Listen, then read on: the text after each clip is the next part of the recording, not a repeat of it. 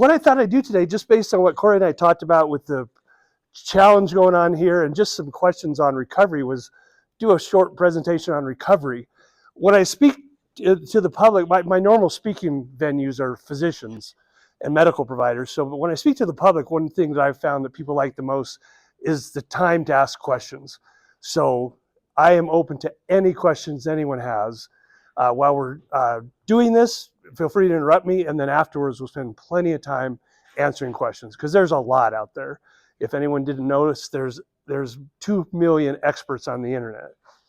So who do you listen to, right?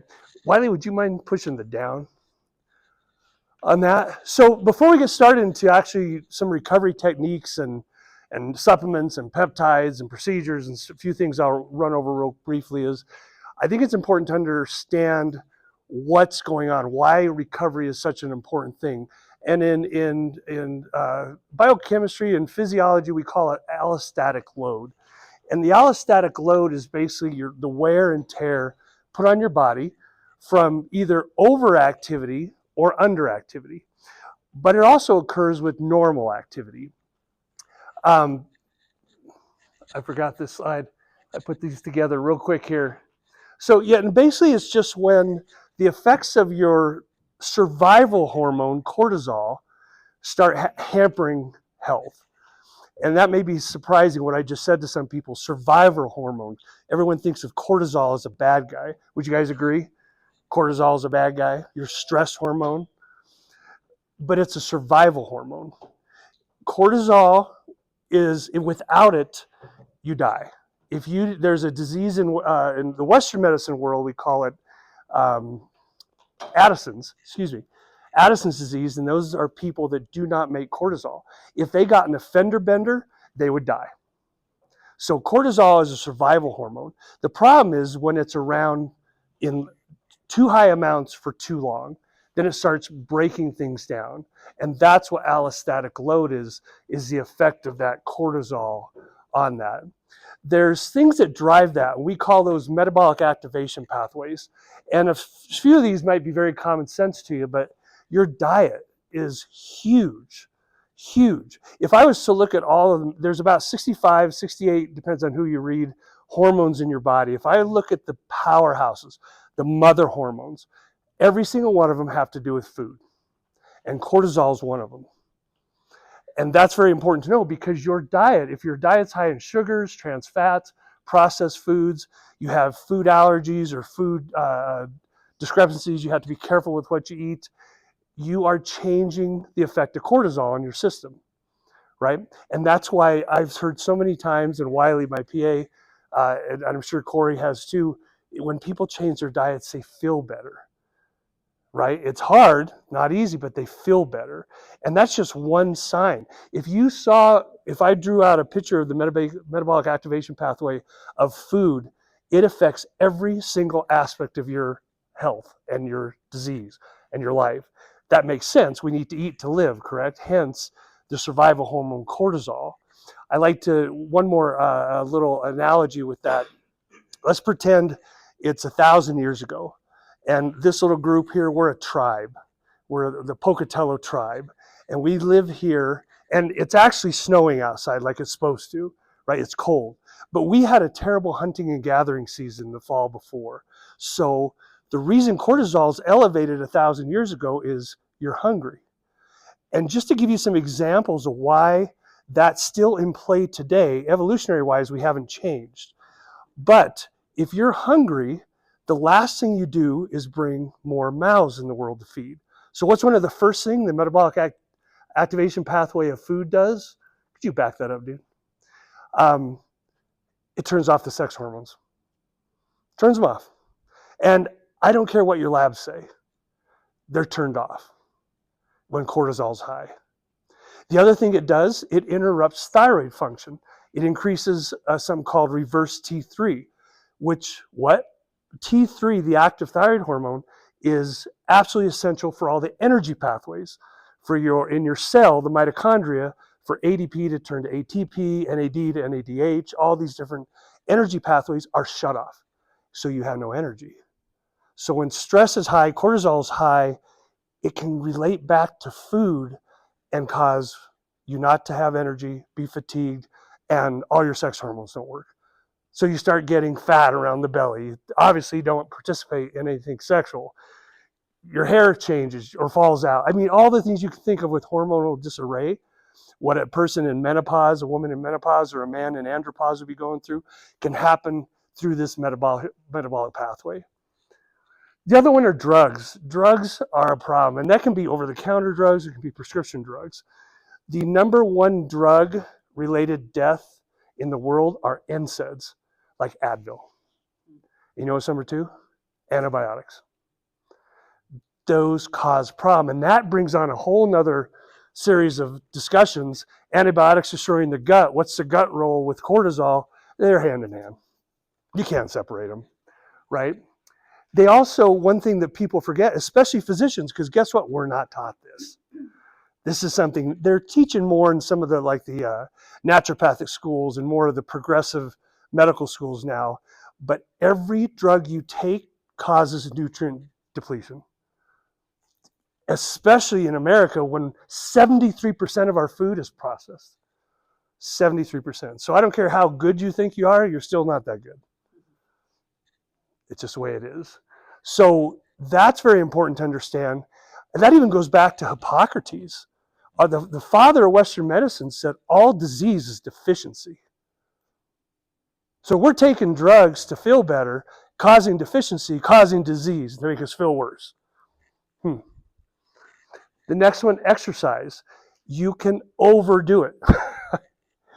We used to call it overtraining. The term now is more under recovery because you're not recovering. I've been very blessed over the years to work with a number of professional athletes, S-game athletes, Olympiads, and stuff. I can't tell a guy that's making $10 million a year he's got to back off his exercise. So we have to help him recover better. So it's a nice bell curve. Too little exercise causes all sorts of problems. Too much exercise causes the same problems. So that balance and recovery is so important. Environmental exposures, we have a lot. When I first moved to Pocatello, because of the thyroid testing that I do, I realized almost 1 in 3 people in this part of the world have what we call subclinical hypothyroidism.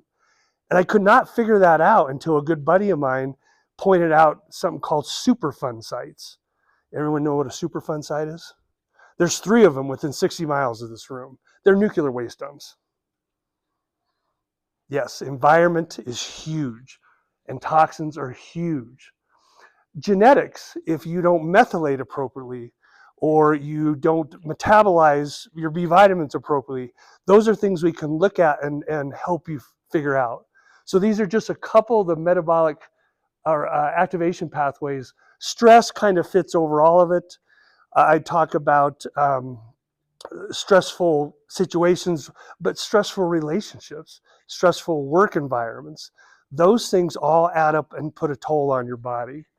And then, of course, obviously diseases, past or current, different syndromes, or active disease causes issues. So those metabolic pathways can interrupt or interfere with your goals to get healthy, your goals to change your body composition, your goals to feel better. So that's the next part of this little presentation will be how do we recover from that? And there's so much, but I want to give you a very, very bird's eye view of that for you real quick. Before I do that, this is just a list, and I'm not going to read it for you, of what that elevated level of cortisol does. And that brings up a point that I think is important. When your doctor or provider orders a serum cortisol with your yearly cholesterol testing, your thyroid testing, your blood count, your liver kidney tests, that is absolutely useless. Cortisol responds to the environment. If you're driving in for your blood test and someone cuts you off, the number is going to be different. Does that make sense? The only way to really test cortisol is something called a diurnal salivary cortisol, where you spit in a little jar 5 times over the course of 24 hours, and we look at your cortisol curve. We want to see, are you too much cortisol, or have you been activated so long you have too little cortisol? Because guess what? Those symptoms are the same, but very different treatments. The other way is called a dexamethasone suppression test, which is the one we use in our office. I love it. You take a corticosteroid 11 o'clock the night before. You get your blood drawn at 8 a.m. and we see what your cortisol level does after that. Very easy test. So just so if anyone's interested and I want to test my cortisol, your doctor running a serum cortisol is absolutely useless, just so you know. But all these things occur, which obviously contribute to disease states. It's estimated 75 to 85% of all disease states have a stress component. I have never, because I treat a lot of autoimmune diseases, I have never seen an autoimmune disease that didn't have a trigger, a stressful event that triggered the rheumatoid arthritis, that triggered the lupus, that triggered the ankylosing spondylitis. That's the effect of stress. So we have to understand this allostatic load and how much it can beat you up. This is just another list of things that elevated cortisol does. And this gives me an opportunity. This side's up there to remind me to talk about something called sympathetic tone. So when someone's stressed, they may come to me and they've been there so long, they'll tell me, Warren, I feel okay. I don't think I'm that stressed. Oh, well, how much do you sleep? Oh, about an hour a night. And what do you do? What time do you get up? Oh, at 4 to go to the gym. Then I work from 7 to 7. And then I come home and run my kids to soccer and swimming and basketball and stuff. But I don't think I'm that stressed. I don't feel it. Oh, you have a cortisol problem, ma'am. Sympathetic tone is that anxiety feeling, the rapid heart rate, the anxiety, the nervousness, the sweating, the not feeling good. That's something different. That's directly related to this, but that high sympathetic tone is what makes you feel that way. And after overexposure to cortisol for years and years and years, you might not feel that anymore. You've burnt that system out. And the sympathetic tone, just to refresh everyone's memory, is your fight, flight, or freeze system. The parasympathetic tone is what we're all after, and that's part of what recovery does, is the rest, digest, relax system. And we have a number of recovery options that target the sympathetic nervous system to get the parasympathetic system working, because that's part of the recovery healing process. How do you do that? As far as recovery, how do you help recover those systems? Oh my goodness, we're going to cover a whole list. Oh, it's right there. One of my favorite ways, personally, is called neurotherapy. It's German acupuncture. We use a drug called procaine, which was actually the world's first local anesthetic ever invented in 1901. Sigmund Freud actually was in on it because he was stuck on cocaine, so that's why they made procaine. Not the same side effects. But what that does, that literally shuts off sympathetic drive and allows the parasympathetic system to kick in. And every single person I've done neurotherapy on to slow down that sympathetic drive literally sits up and feels different. So that's just one example. But it's a big picture thing with the sympathetic drive: meditation, prayer, proper amount of exercise, not too much, not too little, getting those processed foods out of your diet. It's that thing. But this list here, there is a bunch I didn't mention, but these are my favorite. All these things help your body recover in one way or another. And if anyone has questions about any one of those, let me know. I'd mentioned neurotherapy there at the bottom. But red light therapy, I have a little thumb drive we got from, forgive me, I lost her name. She's at Columbia University in New York, one of the leading researchers on red light therapy. She sent us a thumb drive that has 4,500 peer-reviewed articles on the benefits of red light, because it changes you at the cellular level. It's incredible. So to answer your question, my dear, there's so much you can do. And those are the kind of things I really encourage. I encourage everyone to get a red light, maybe a panel. And when you're getting ready in the morning, getting ready for work or your day, just have it on and stand there naked while you're doing your hair or your makeup. Wiley does his makeup in front of his red light. So infrared sauna. The data on infrared sauna, that's a dry sauna, is amazing. I mean, unbelievable, the data on that for lowering sympathetic drive, healing everything from congestive heart failure to autoimmune diseases. It's all these things. And there's different mechanisms with that because it causes sweating. Well, that's getting rid of some toxins, right? It's changing the nervous system. It's just incredible what it does. So again, I'm not going to spend a lot of time on each of these, but know there's a lot more than just supplements or drugs to lower sympathetic tone. There's things you can actually do, and we call those just procedural. Yes, ma'am.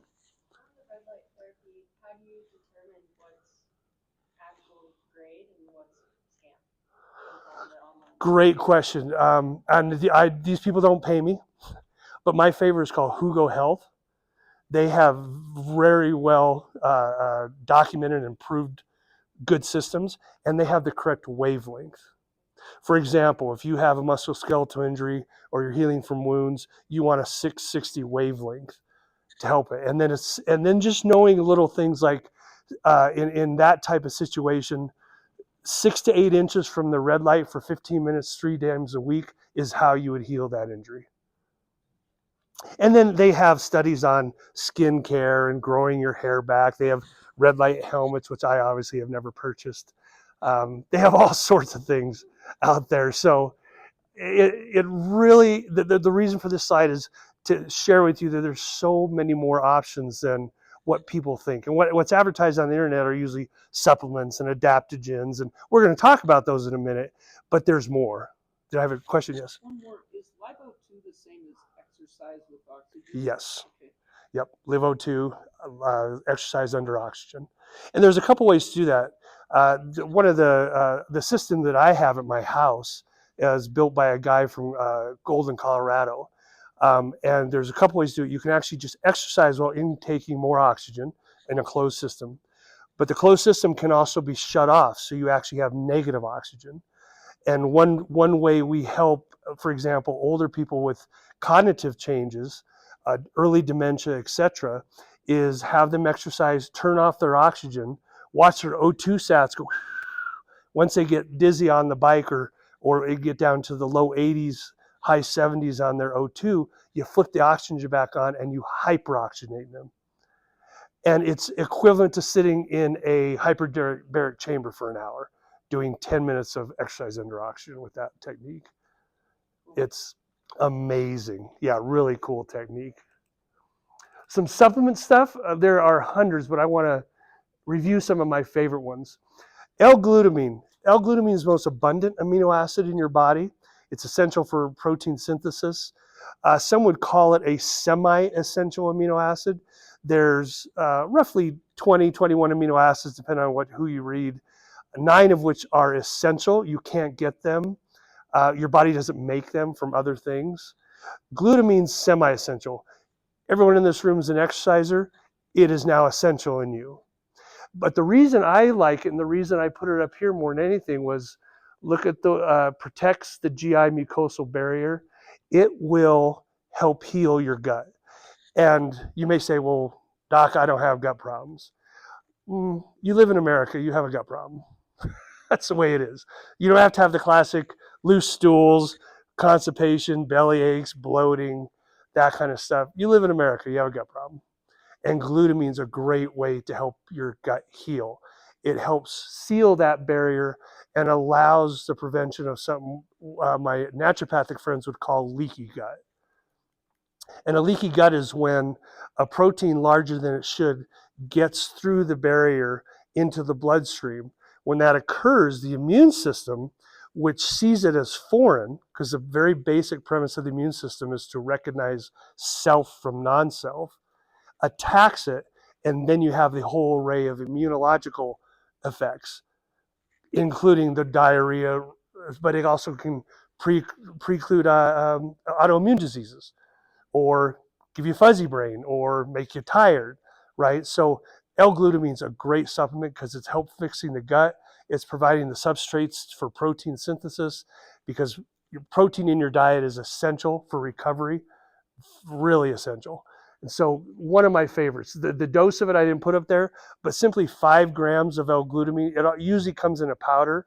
That's the best way to get it, in my opinion, because to get 5 grams in the capsules, that's a lot of cellulose, which can cause gut problems. A scoop of 5 grams and a glass of water on an empty stomach when you wake up in the morning is a really good idea for overall health. So you like powder more than the liquid? For taste, yes. Yeah, the liquid's great. I don't think it tastes very good. What's endotoxemia? So endotoxemia is when you, let me put it this way. How many people in the room after Thanksgiving dinner felt like you got hit by a truck? That's endotoxemia. It can occur from eating too much processed trans fatty foods, sugars, or it can just occur with eating too much. It's where you're actually creating lipotoxins that cause or disrupt the gut barrier, disrupt the gut, fire up the immune system, and you feel yucky. It's not always tryptophan in our turkey that makes us tired after Thanksgiving dinner. It's the fact we ate too much. That's what endotoxemia is. Do you think you have to pretty much be on L-glutamine the rest of your life just because of we live in America? That's a great question. I would say, as a general health rule, yes. But also, I'm a legal drug dealer. I'm just not a drug pusher. And so, even with supplements, if we can get you healthy, we can get the gut barrier healthy, and we know that by the way you feel, literally, then backing off it is a very easy thing to do. So, to answer your question, maybe. Okay, thanks. Adaptogens. Adaptogens are herbs usually that help moderate your thyroid function, sexual function, cortisol. It stabilizes GABA, which is your relax hormone in your brain. God gave you about 15 hormones to run away from a saber-toothed tiger and one hormone to go to bed. That's GABA. That's a calming hormone. And so adaptogens can calm that down. It binds cortisol receptors. It's an immunostimulant. Tons of things that work. And just to name some of them, and there's two forms, if I'm being very broad here, but there's activating adaptogens, which give you a little energy. The primary ones are ashwagandha and rhodiola. And then there's calming adaptogens like holy basil, magnolia bark, relora, I said holy basil. Those are more calming adaptogens. The key with adaptogens, and if you saw my article this weekend in the paper, I talked about this, is you can't do it long term. Your body gets used to them. It's the phenomenon in medicine is called tachyphylaxis. It's what happens the first time an alcoholic had a beer, great buzz. Now it takes a fifth of vodka for the same feeling. That's tachyphylaxis. So the idea behind that is rotate your adaptogens, but they really can help control that allostatic load and that cortisol. Forgive me. Oops. Hey, would you go back one there, bud? Oh, that's a good idea. I think that's what I'm doing. That's why it's going forward so fast. I have a retarded finger today. Is that the next one? Go back one, buddy. Oh, now go down. There you go. Immunomodulators. So in functional medicine, my specialty, if you will, is your immune system, your hormonal system, and your good heavens, it's one of those days. When Corey and I talked about talking at 6, I'm like, my brain stops at 3, so you have to forgive me. But the immune system is essential in your overall health, not only for healing purposes, but just for general health, hormonal balance, nervous system control. That's the other one. All those things. And so some of the immunomodulators, vitamin D is an immunomodulator. Vitamin D is actually a pro-hormone. We just haven't let everyone else know that yet because it's confusing for people. So for all your other hormones to work, you have to have adequate vitamin D levels. And I'm sorry, y'all, we live at a latitude. You maybe convert vitamin D in your skin June to September. The rest of the time, every one of you should be on it. You can overdose on it. It can hurt your kidneys. It can cause calcium deposition in your arteries and your stuff. So it's a good idea if you're taking vitamin D, get it tested at least once a year to see what your levels are. Thymosin alpha-1 and thymosin beta-4 are peptides. I'll talk a little bit more about those in just a minute here. Gut health protocols helps modulate the immune system. If I was to take a pencil and draw up my arm, down my mouth, down the esophagus, small intestine, large intestine, sorry for the visual, come out the other side, that's because it's a tube. So guess where the good Lord put 80% of your immune system? Around this tube. Because he knew if you're going to get something that's not self, it's probably coming through your mouth or nose, right? So the gut health and immune health are absolutely tied together, right? Hence the L-glutamine. Phosphatidylcholine, a great fatty acid to help fatty liver, for example.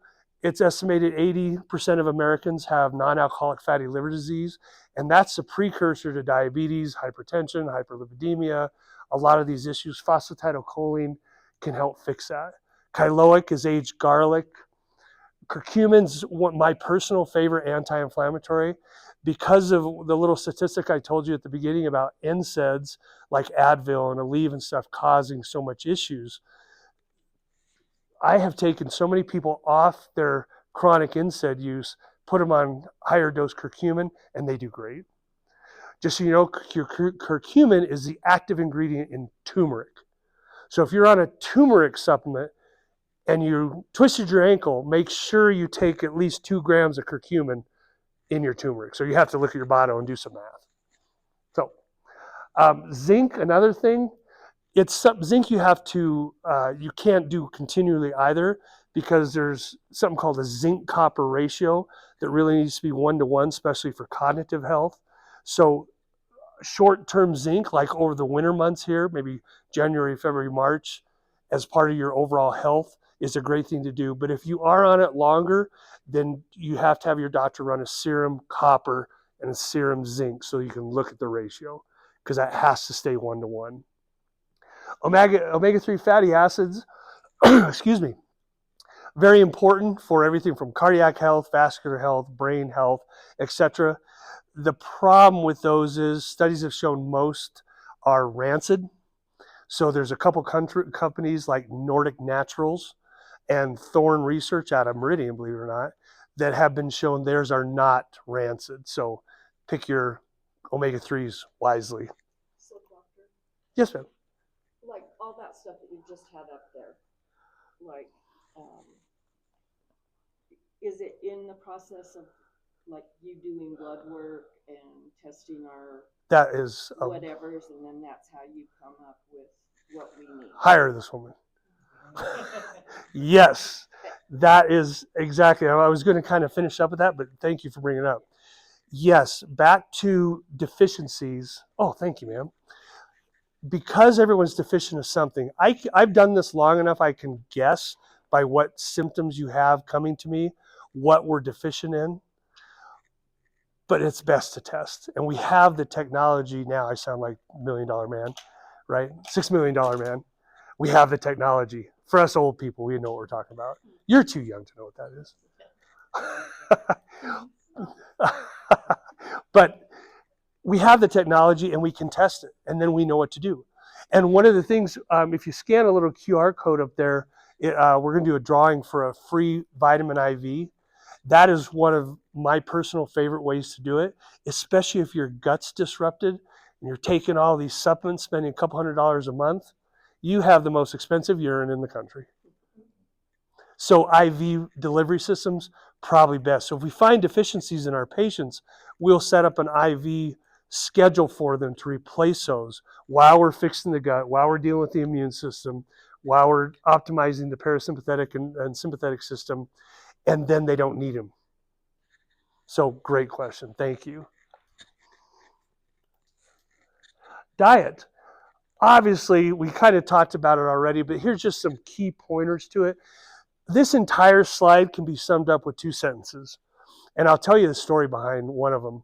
I was doing a radio interview maybe 10 years ago, 12 years ago, national presentation.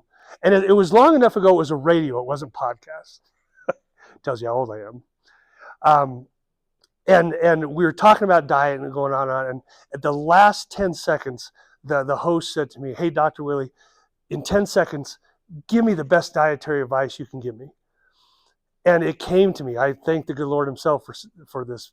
But it came to me. I said, if God made it, eat it. If man made it, don't. And that goes to my second sentence, and that's called one ingredient foods. Everyone know what a one ingredient food is? An apple is a one ingredient food. Applesauce is not a one ingredient food. That makes sense? That's really a way to think to eat. I have been writing diet books for, well, my first one, What's Your Doctor Look Like Naked, I wrote in the 90s. It comes down to what works for you and your family, trying to avoid the processed foods and focus on the God-made foods. I'm not going to tell you how many calories to eat.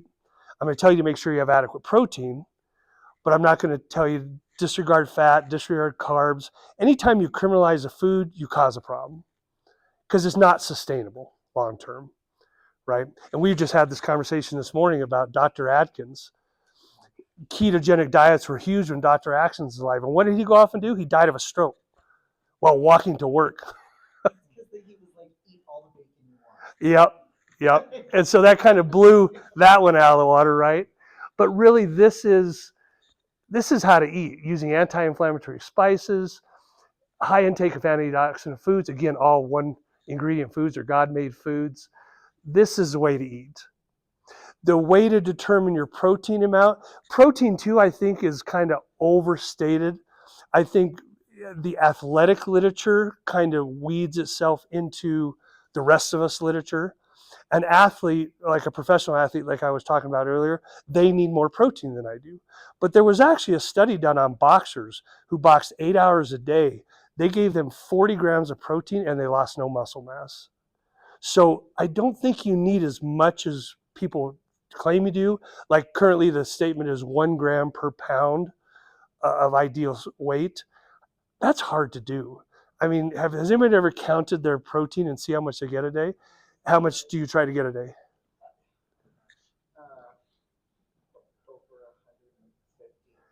That's not easy, girl. Not easy.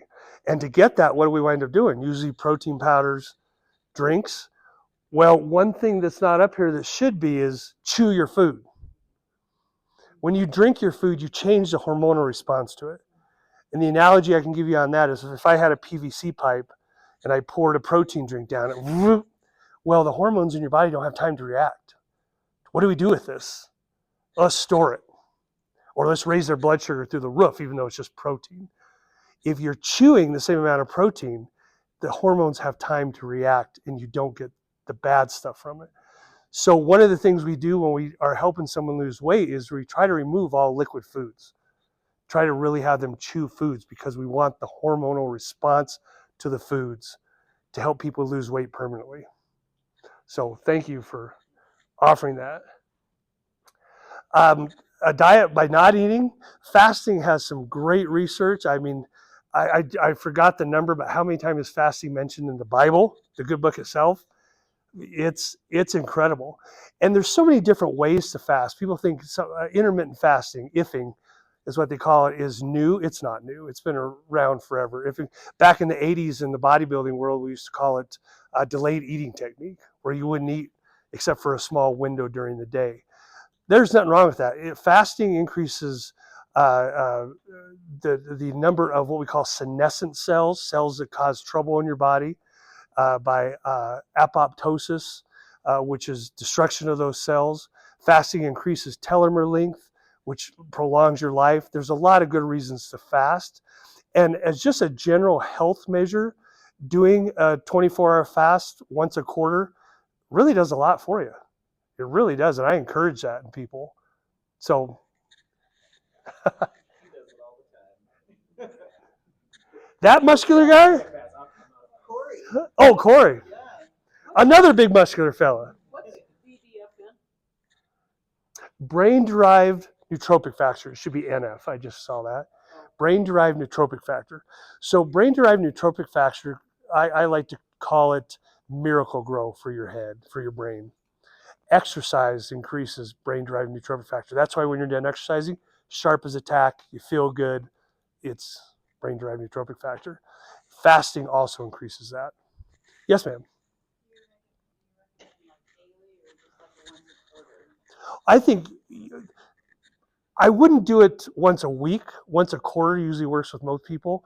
If you do intermittent fasting, there's a couple in the medical world. There's two primary types of fast. There's the 8-hour window of eating, so you fast for 16 hours, or you take a day of complete fasting, 24, then eat regular for a day of 24. Those two methods have been studied the most. So those are the ones when we preach any sort of fasting. Those are the ones we kind of use. As a general health rule, fasting 24 hours once a quarter, I think is does wonders for you. So if you can do more, just make sure you don't get into a catabolic state. I had a couple patients tell me about some TikTok or something talking about doing 72-hour, 96-hour fasts. After 72 hours, cortisol really kicks in and you become catabolic. You start breaking stuff down. You start losing muscle mass. So I think the 24-hour fast is a really good number and attainable by most of us. Drink your water, but just don't eat. Did you have a question, buddy? Okay. Just stretching? I'm boring, so you can yawn. Did you have one, bud? You know, in a true fast, I wouldn't drink coffee. So do it on a Saturday when you can just lay around watching cartoons. Peptides. People have heard of peptides, right? A peptide, by definition, is a chain of amino acids that's less than 50. So to explain that, a steak is a protein made up of amino acids, and peptides are what between. Peptides less than 50 are activating peptides. There's over 7,000 naturally occurring peptides. There's over 500 therapeutic peptides that are being studied right now. One of the first ones ever made was oxytocin in the 50s. That's the love hormone.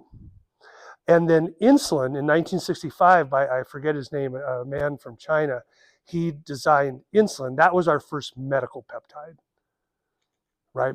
And there's over 60 approved peptides, and the market for it is huge. And I'm sure, I hope we have questions about peptides because it is so popular right now on the internet, and so many internet experts are telling you, do this peptide for healing, do this one for building muscle, do this one for fertility. I'd be happy to talk about any of them if you guys want to.